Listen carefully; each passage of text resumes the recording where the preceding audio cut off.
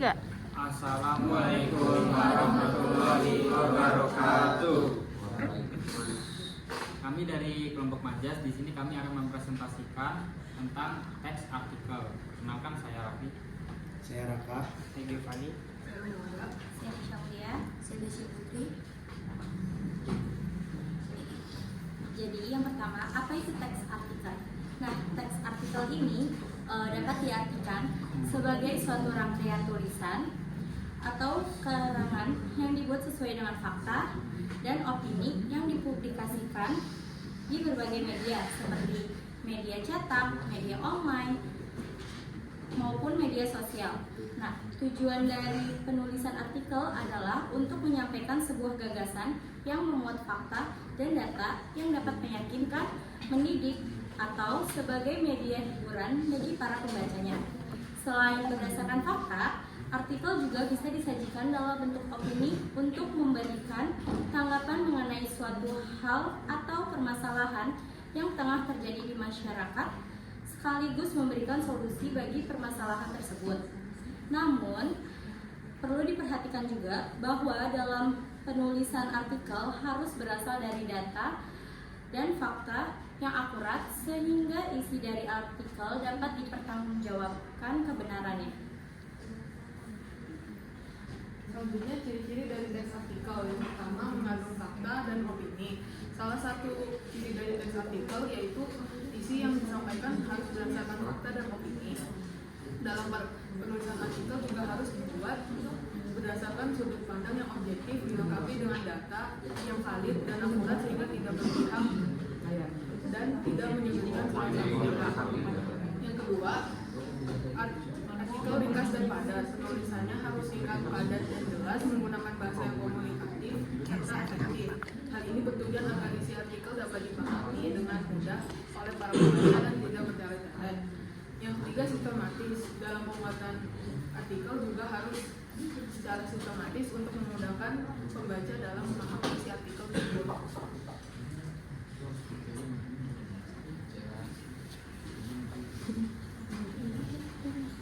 Selanjutnya, pembahasan artikel. Kaidah pembahasan teks artikel dibagi menjadi 3, yaitu adverbia, konjungsi, dan kosakata. 1. Adverbia. Maksud dari adverbia ini adalah kata-kata yang bersifat menenangkan kata lain dalam suatu kalimat. Contohnya sangat, lebih, selalu, biasanya, sering, kadang-kadang, jarang, sebagian besar, dan lain sebagainya. Fungsinya untuk meyakinkan pembaca melalui penegasan tersebut. 2. Konjungsi, kata hubung. Terdapat beberapa konjungsi atau kata hubung yang digunakan, diantaranya konjungsi urutan yang digunakan untuk mengurutkan argumentasi. Contohnya pertama, kedua, ketiga, berikutnya, selanjutnya, kemudian, lalu disebut.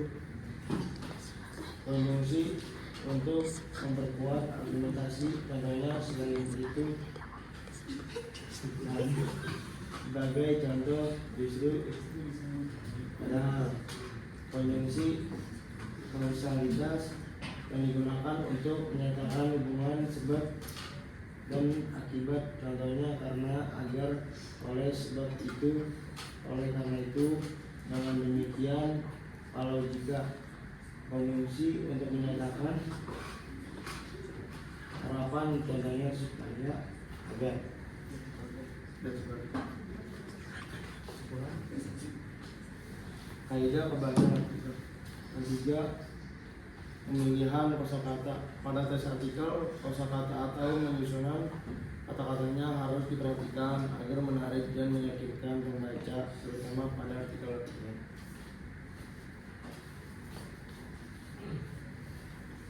Lalu ini adalah struktur artikel. Secara umum, struktur artikel terdiri dari 3 bagian, yaitu bagian pernyataan terdapat atau tesis, bagian argumentasi, dan bagian pernyataan ulang atau reiternasi. Yang pertama, pernyataan pendapat atau tesis. Bagian pada struktur artikel ini berisi uraian aktual yang penting untuk dijadikan pijakan pembahasan di dalam artikel. 2. Argumentasi. Kemudian bagian argumentasi yang berisi permasalahan yang coba dibahas dan akan dibuka secara faktual dan informatif. Yang 3. Pernyataan umum, ulang atau iterasi. Bagian struktur artikel yang terakhir yang ini berisi kalimat kunci yang merangkum pembahasan ke dalam kesimpulan. Terus di sini ada jenis-jenis artikel. 1. Artikel praktis. Artikel praktis merupakan artikel yang mengutamakan keterampilan daripada mengembangkan pengetahuan. Artikel ini cenderung nuratif, artinya pesan yang disusun sesuai dengan urutan waktu, peristiwa, atau tahapan.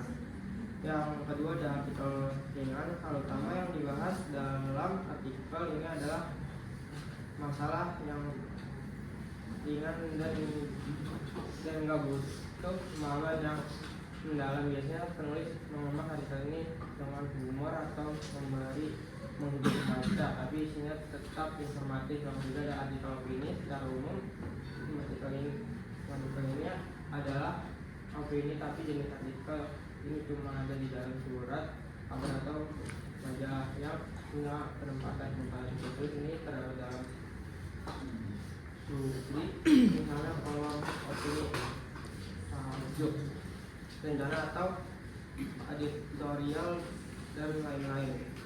Biasanya artikel ini membahas suatu permasalahan secara mendalam, jadi akan lebih baik bila penulis harus memiliki pemahaman dan sudah ahli di bidang tersebut. Yang keempat ada artikel analisis ahli. Artikel ini berkaitan dengan bentuk artikel yang paling serius di antara artikel lainnya. Artikel analisis ahli berisi laporan sistematis mengenai hasil kajian atau penelitian, misalnya institusi teknis, disertasi atau penelitian lainnya.